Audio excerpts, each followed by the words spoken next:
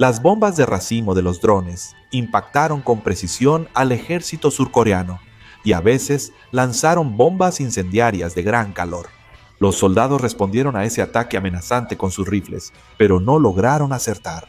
Las explosiones retumbaron en montañas y campos, tiñendo el cielo de rojo con humo de pólvora. Este ataque resultó en la muerte de más de 70 soldados surcoreanos. La compañía militar privada china usaba drones con destreza, pero tras ver su eficacia, cometió un error. Un miembro de la compañía militar privada china insultó a Corea con Bangji y ordenó matar a todos. Numerosos drones avanzaban hacia las fuerzas surcoreanas. Cientos de drones en el cielo se dirigieron directamente hacia los soldados. Todos estos eran drones chinos. China es una potencia en drones. Sorprendentemente, China comenzó a desarrollar drones desde la década de 1960 y estableció instituciones de diseño e investigación de drones centradas en universidades, utilizándolos principalmente para investigaciones científicas como fotografía aérea, exploración geológica y recolección de muestras atmosféricas. Actualmente, la producción de drones civiles en China supera los 5 millones de unidades. La tasa de crecimiento de la producción supera el 100%. En el campo de los productos de nuevas industrias, los drones ocuparon el segundo lugar en la tasa de crecimiento de la producción, con un aumento del 68.1% solo detrás de los robots industriales. Esta tasa es más de 10 puntos porcentuales, superior a la de productos como energía nueva, automóviles, vehículos urbanos, baterías de iones de litio y celdas solares. Dajang o Dajang Innovations, fundada en 2006, era la líder mundial en drones. La cuota mundial de drones civiles de Dajang era del 70%. El problema es que esta cuota de mercado y tecnología de drones de China tiene una alta probabilidad de ser utilizada como armas militares.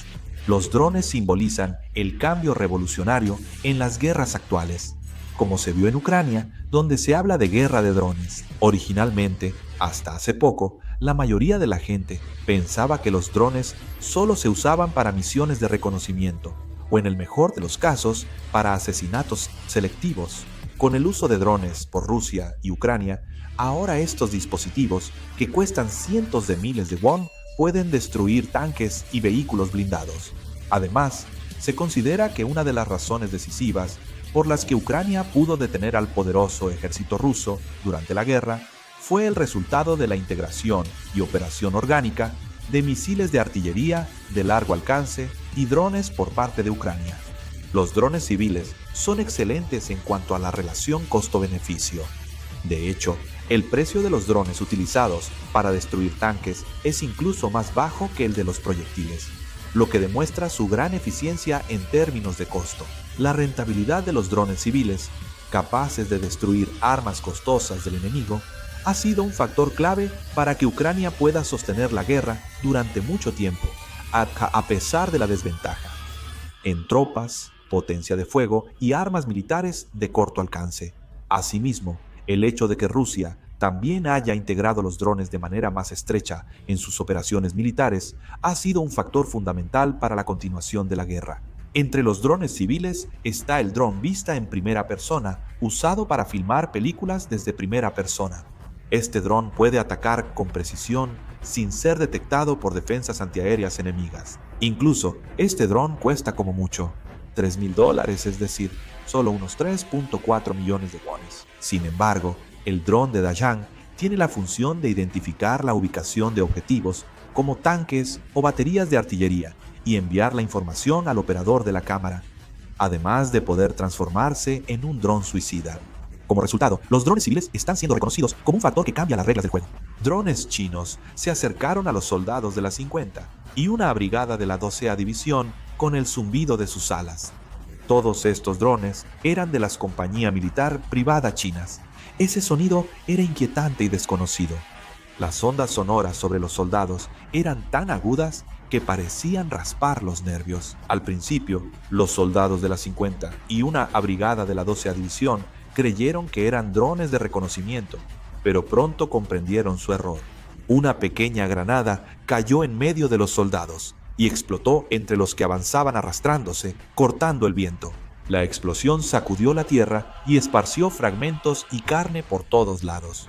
En un instante, el soldado al frente quedó solo como piel ahí, sin poder gritar. Solo quedaba tierra quemada y olor a sangre. Los soldados, en pánico, corrían sin saber qué hacer.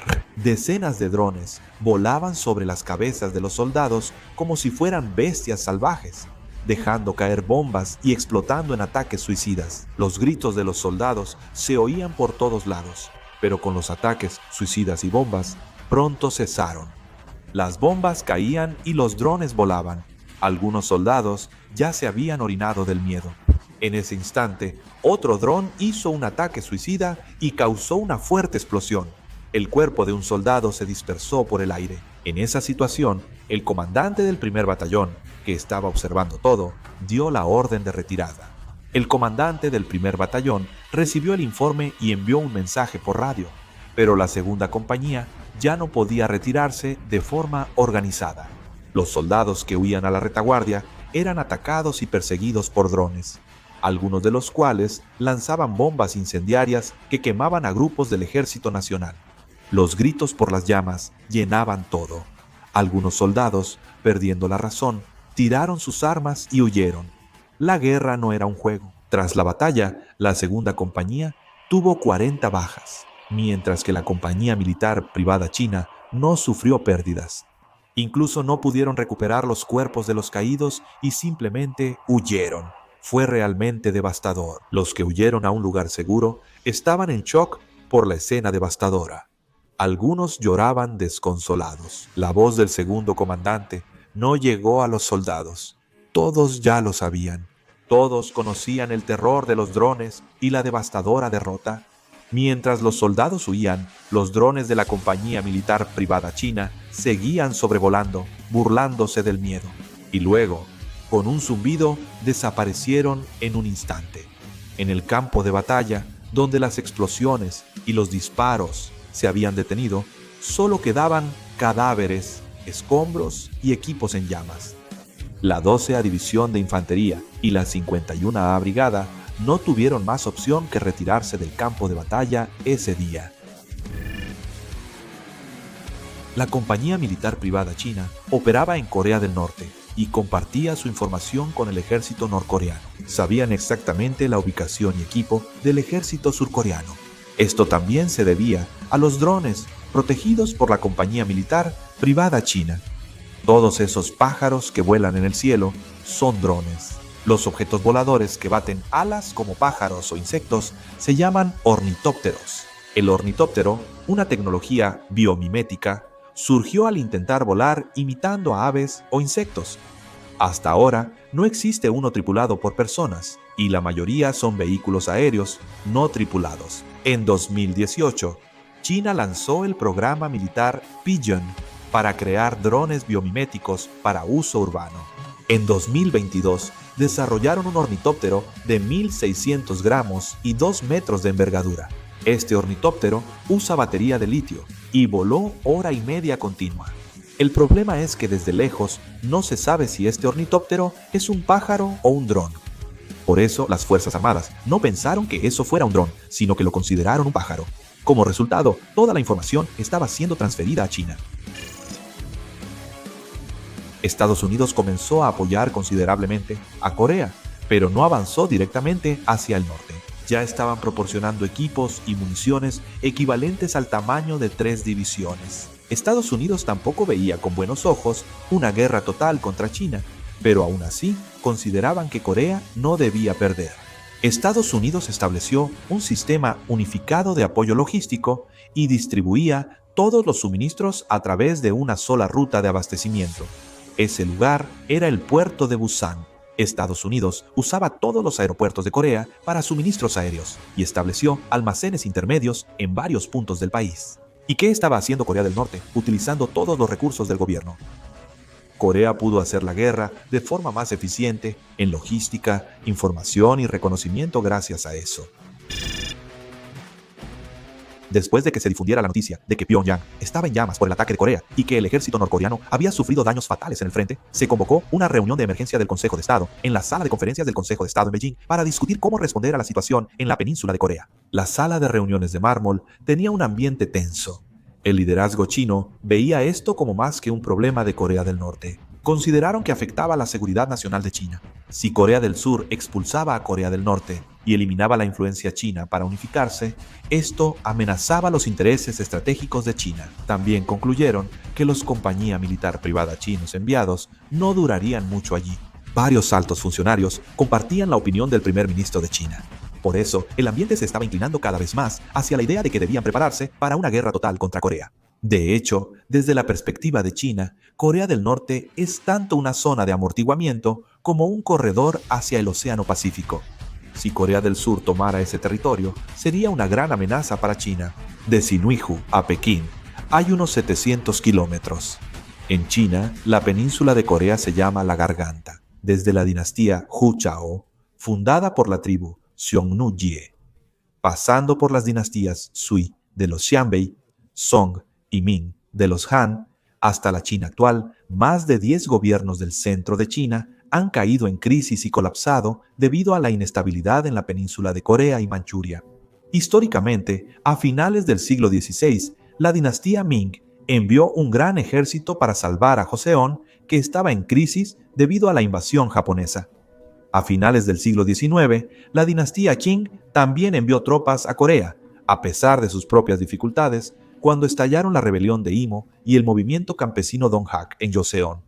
En la Guerra de Corea, enviaron más de 1 millón de soldados y enfrentaron a Estados Unidos. China, incluso hoy en día, teme mucho que la inestabilidad en la península de Corea se propague a través de Manchuria hasta la capital, Pekín, y cause confusión en todo el país. La historia lo ha demostrado.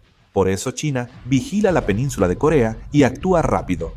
Aunque ya habían intervenido, se prepararon para una guerra total con Corea. En la sala de conferencias del Consejo de Estado en Pekín, hubo un largo silencio hasta que una declaración firme lo rompió.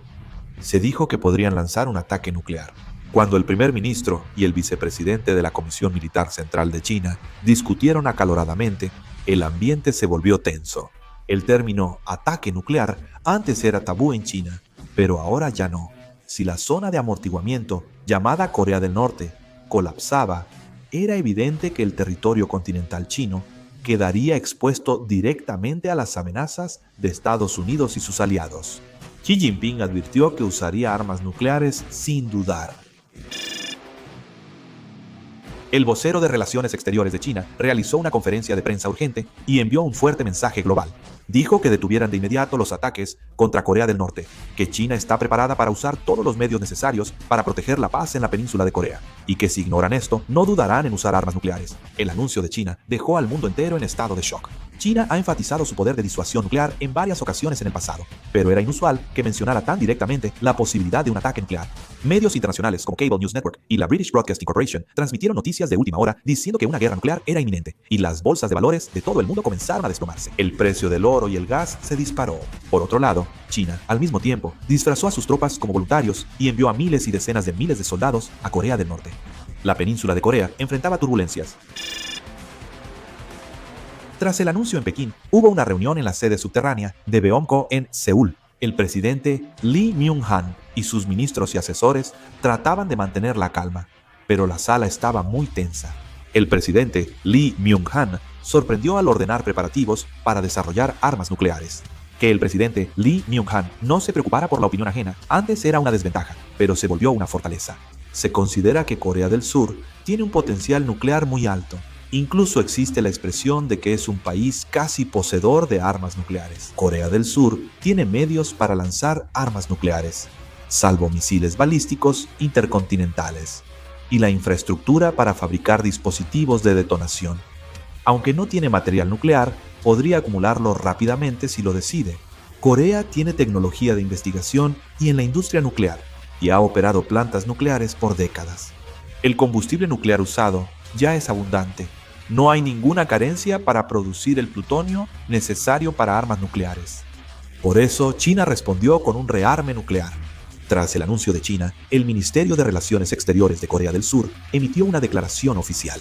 El anuncio de China no solo es un cambio absurdo, sino también una acción que amenaza la estabilidad regional y la paz mundial. Nosotros nos opondremos firmemente y nuestras operaciones contra Corea del Norte son acciones legítimas para la seguridad de Corea del Sur y la libertad de nuestros compatriotas.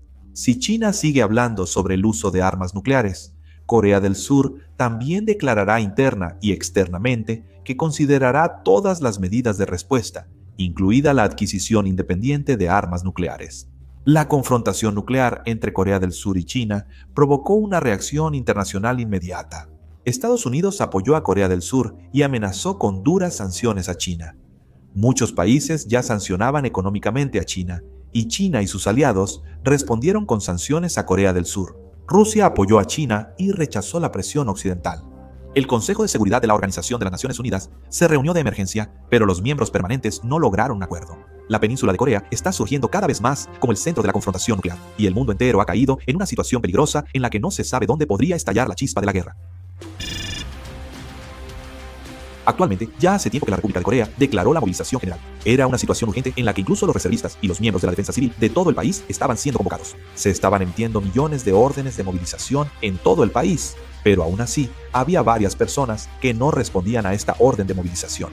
Al pasar una patrulla, las familias de los ausentes lloraban y algunos causaban disturbios exigiendo saber por qué solo se llevaban a su hijo. El gobierno anunció que no habría tolerancia para quienes no respondieran. Por supuesto, este proceso fue transmitido vívidamente al mundo a través de los medios de comunicación. Algunas personas decían que no somos simples recursos del Estado, sino ciudadanos de nuestra nación. También hubo voces que defendían esto. De hecho, durante el incidente de los comandos armados en Ganyón, más de 4.000 reservistas no respondieron a la convocatoria de movilización. Esto representaba más del 6% de los reservistas.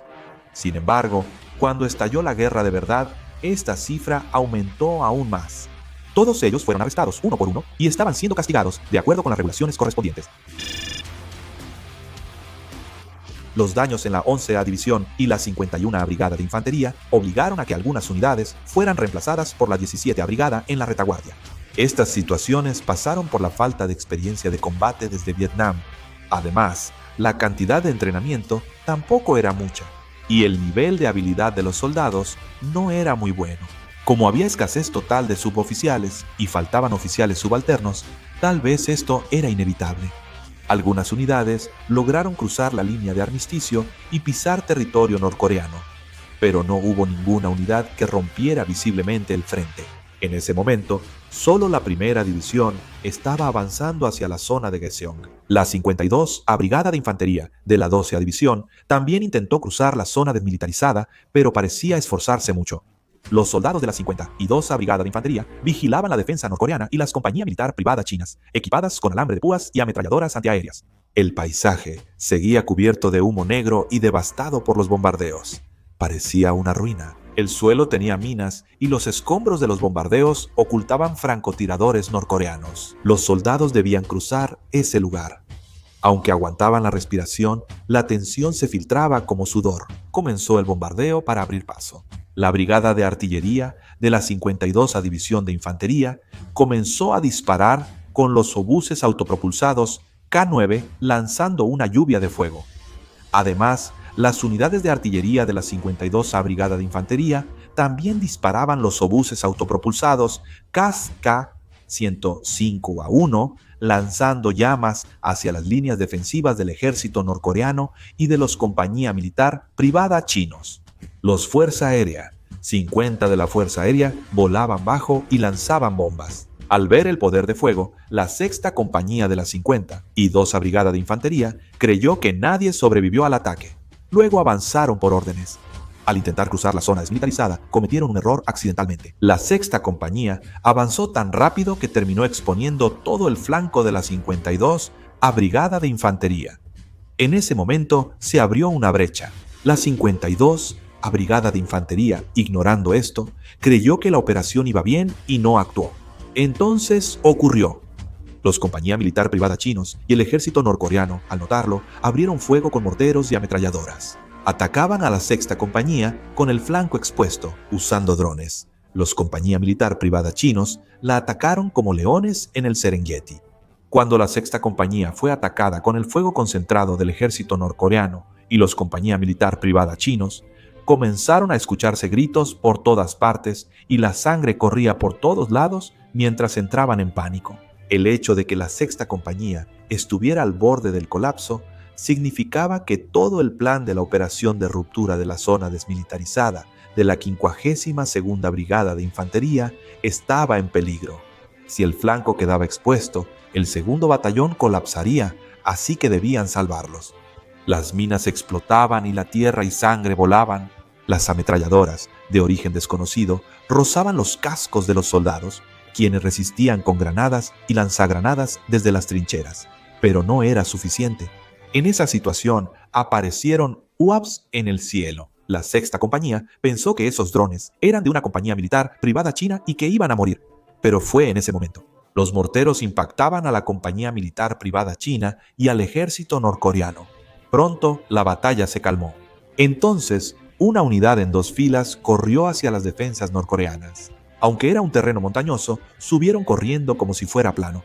La Sexta Compañía de la 52ª Brigada solo pudo observar desconcertados. Después, empezaron a volar drones portátiles, lo que provocó que los drones de la compañía militar privada china cayeran repentinamente al suelo. Ellos eran precisamente el Regimiento de Fuerzas de Oposición Profesional, la unidad Yongal. Las unidades Yongal aprovecharon el terreno montañoso para rodear rápidamente y acercarse a la retaguardia del ejército norcoreano y de la compañía militar privada, y también colocaron pequeños dispositivos de interferencia en lugares inesperados para desviar a las tropas enemigas hacia ubicaciones equivocadas.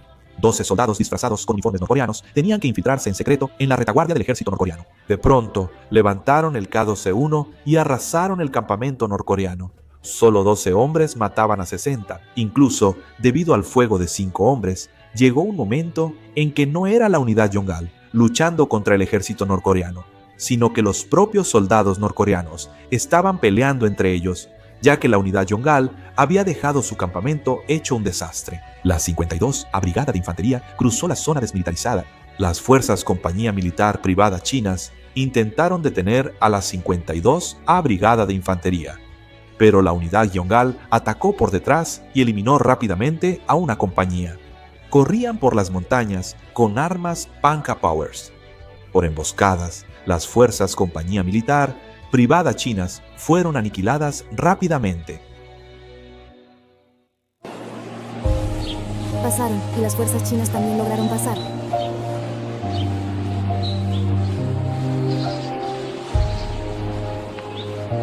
Las fuerzas eran las fuerzas compañía militar privada chinas. Lograron pasar.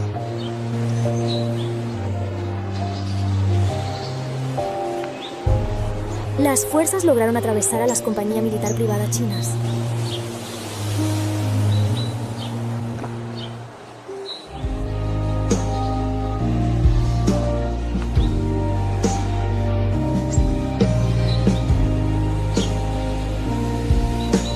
Lo lograron atravesar.